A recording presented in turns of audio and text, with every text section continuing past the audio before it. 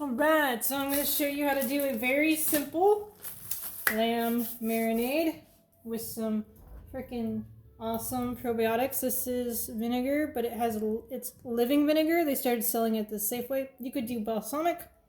You do apple cider vinegar, but this stuff is really tasty. And we got liquid amino acids, freaking delicious. Just great. I mean, it's organic, non-GMO soy. That's what it has on there. Now, of course, if you're sensitive to soy, by all means, just do something else. But I do like that it has the amino acids. You can do some kind of other amino acid thing if you want. Sea salt or pink Himalayan. I like to add a little tapatio in there for a little bit of pep in my step. Thyme. Italian seasoning, dump those seasonings in there, and black pepper is always great. It's kind of my simple mix. You're going to want to get a Ziploc bag. Make sure that the lamb is going to actually fit in the bag first. Always good choice. I got this from Costco. Now, this is my first time trying the Costco lamb. Normally they have bones in it. Unfortunately, they didn't have ones with bones. Otherwise, I would have gotten that one. All right. But basically, you want to dump everything in the bag first. I'm going to start with my mains. So my mains are going to be the apple cider vinegar, liquid amino acids,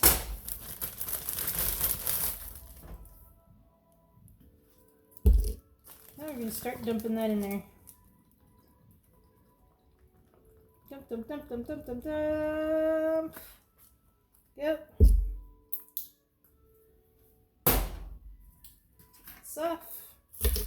You want to make sure that the bag stays open while you're doing this. Dump, dump, dump, dump, dump, dump, dump.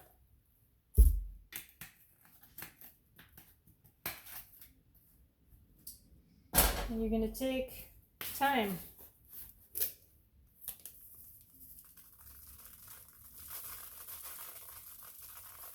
Dump. Now, I know a lot of people like to mix in a little cup and then put in the bag and all this stuff. I just kind of skip all those steps.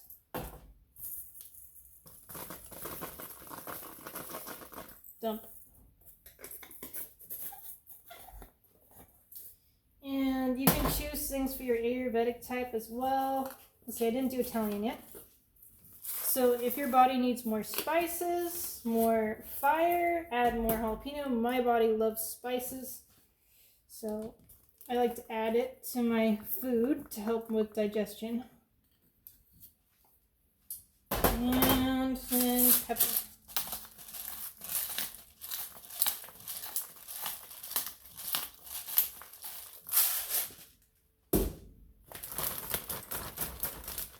And close this.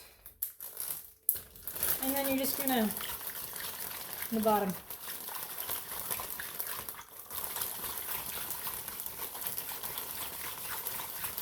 Now the vinegar, or balsamic vinegar if you have it, is really important to help saturate into the meat.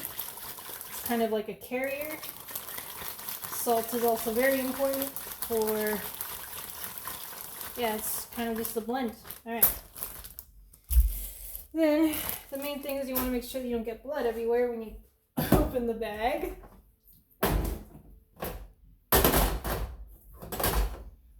So I always keep a shopping bag when I do my meats, so then when I cut it, it's just on the bag already. And then you just fold it inside out like a doggy bag for this part of it. Now some people like to rinse their meat. I think with the vinegar and stuff, it's fine. This is relatively fresh. And let's see. Knife of your choosing. Oh, and also you want to make sure to take a picture of the instructions on the back so you don't have to go back into the trash to find it. Yeah. Yep.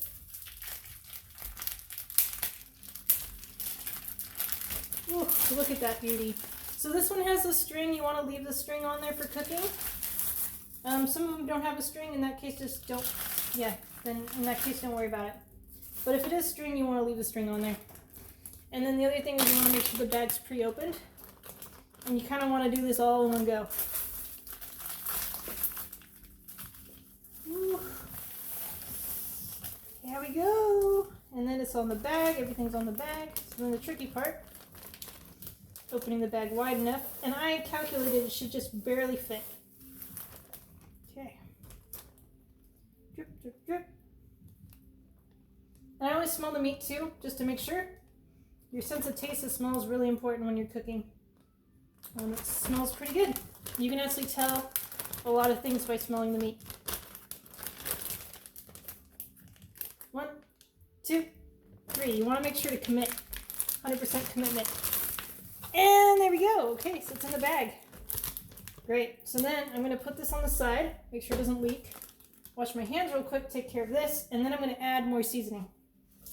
This here. So roll, roll, roll. And then reverse doggy bag into the trash.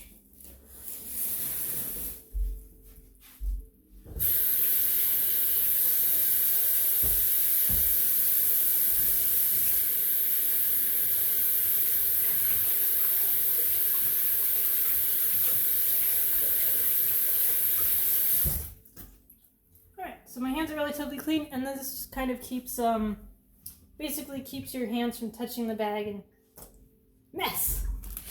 Alright, so we've got this. I'm going to keep this to the side. And I'm going to dump more vinegar on top. I mean, you really just can't go wrong with this stuff. Especially with this is actually one of the biggest lambs I've made so far, so yeah. I just do this for good measure, also for like, the salt kind of kills things great. And living vinegar. Like, you really can't go wrong with most of these seasonings, honestly. Alright, you're going to take this. You're going to very carefully make sure that it's sealed at the top. You want to try to get the air out, and I'll show you the next step.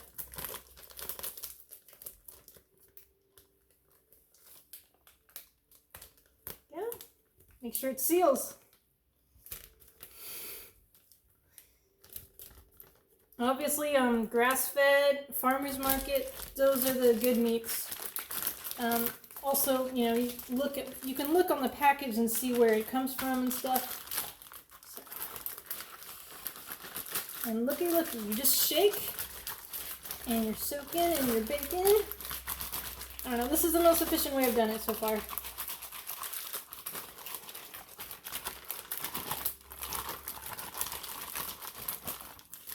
And look at how well mixed that is. Look, it's getting all over.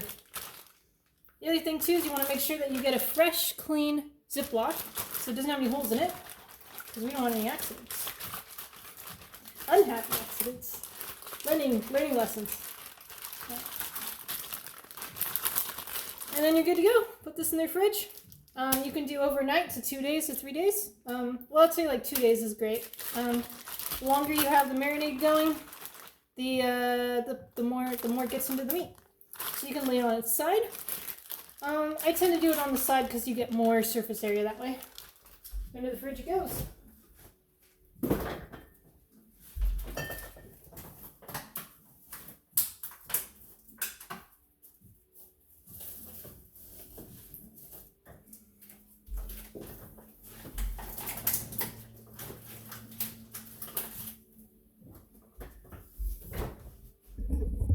So, I'll show you briefly what I do. When I'm done, I save the bones, and this is my bone bag. So, bones can be used multiple soups. So every time I get a bone from a lamb, I add it to my bone broth pile. And I have my bone stock for my bone broth. Bone stock for my bone broth. And then that's how I just keep everything going.